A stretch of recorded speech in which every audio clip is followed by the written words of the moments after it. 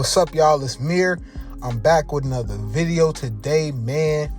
And I know I haven't come with no story times as of recent. The last time I made a story time was probably 2-3 months ago. Now, peep, right? In high school, I was a goody two-shoes, bro. I wasn't getting in no trouble, no drama, no nothing. I was having fun, but I wasn't having too much fun to where I'm coming to YouTube to tell you story time. So really, most of my story times, my crazy stories gonna start in college. Now, college thus far, I got one more year left. In college, bro, I'm not gonna lie, I done had some wild stories. But in saying that, most of the people that I'm still cool with are in these story times. So in the wildness of the stories, I gotta wait till I'm fully done with school, that I'm not gonna see these people no more to come at y'all with the story times. Because one, people are gonna be able to know who I'm talking about, and two, a lot of people are in these story times. So even if I give them alias names and I give them names that it's not their real name, people are still gonna know, like, oh, at this time this was happening with him, da-da-da-da. This story, though, I don't care. I don't speak to this person no more. We ain't been cool since this day. So here is my story time on when I met my first BOP in college. Now, peep, remember, when I came into college, it was COVID.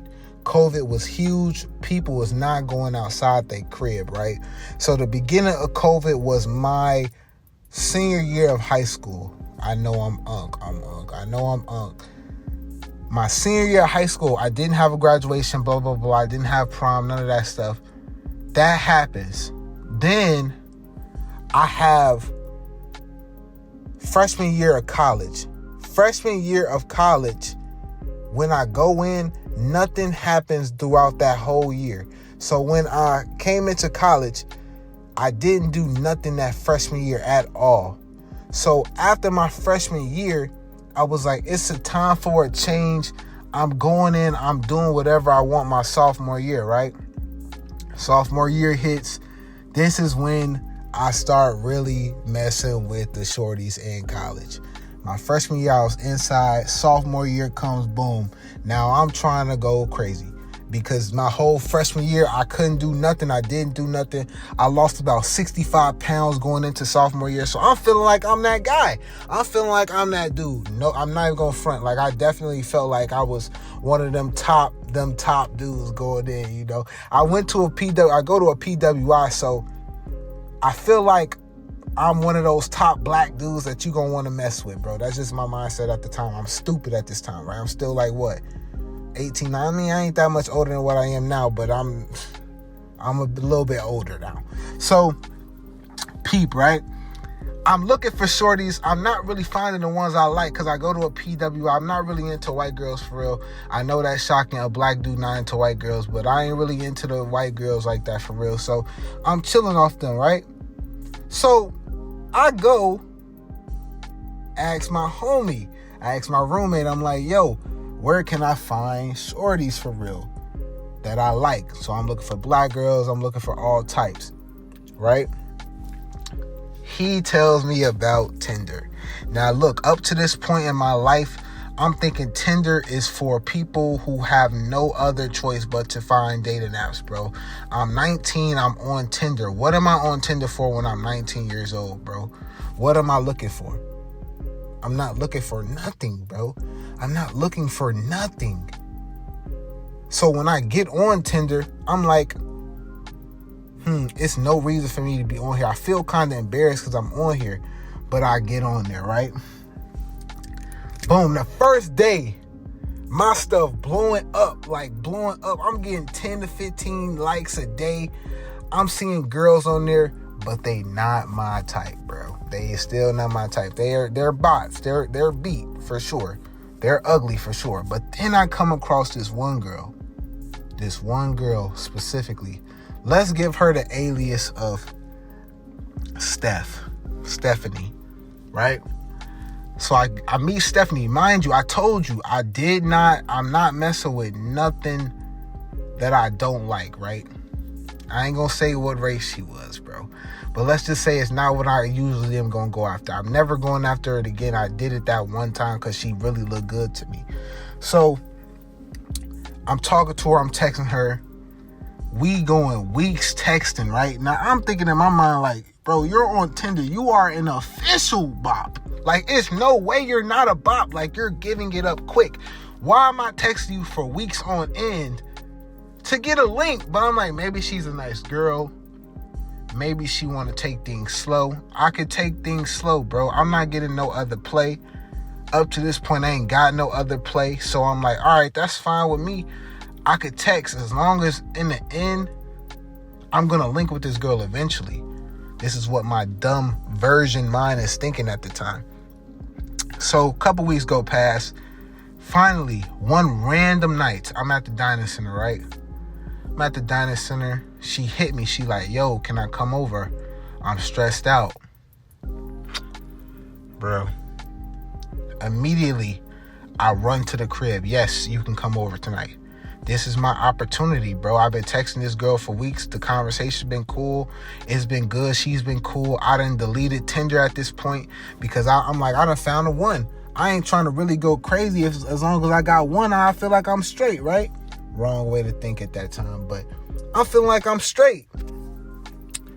She ends up saying like, okay, I'm finna pull up. This is like 30 minutes after she said she was gonna come. Mind you, y'all, if y'all go to college, y'all ever meet a girl on Tinder, stop. Don't meet her on Tinder, bro.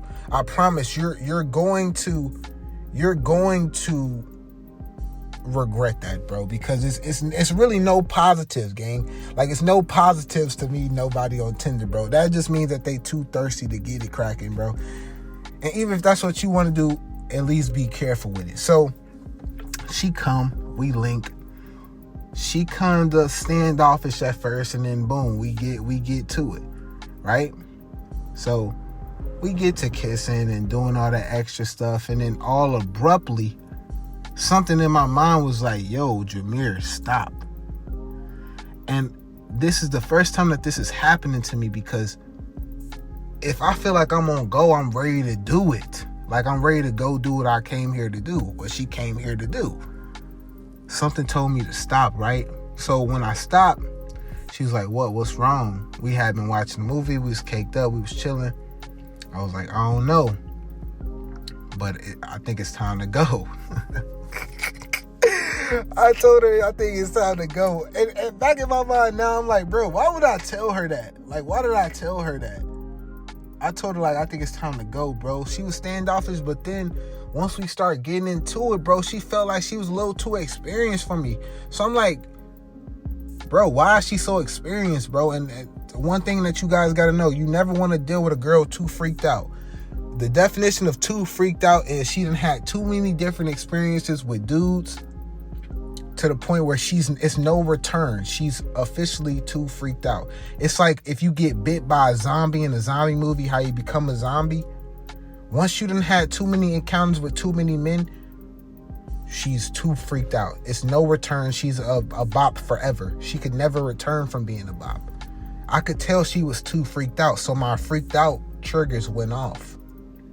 And when it went off, that's when I was like, let me stop, because where else has them lips been? Right? When she leaves, everything starts hitting me. Boom. She was on Tinder. She randomly on one night said, let me slide over.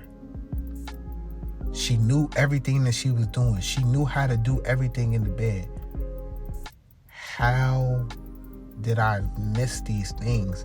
But this is me growing and me learning what a bop is. When she left, right, I immediately blocked her. Because I'm like, yo, you're a bop, bro. I could sense it. And so I blocked her. We didn't speak for maybe a day or two when I unblocked her, obviously. Now, that was dumb on my part. I shouldn't have unblocked her, but I did. When I unblocked her, bro, she was like, hey, how you been? You all right? Like, what went on that night? Da-da-da-da. I'm like, bro, I'm straight.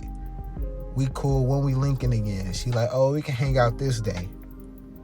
Let's say today's Monday. She said we can link on the Thursday.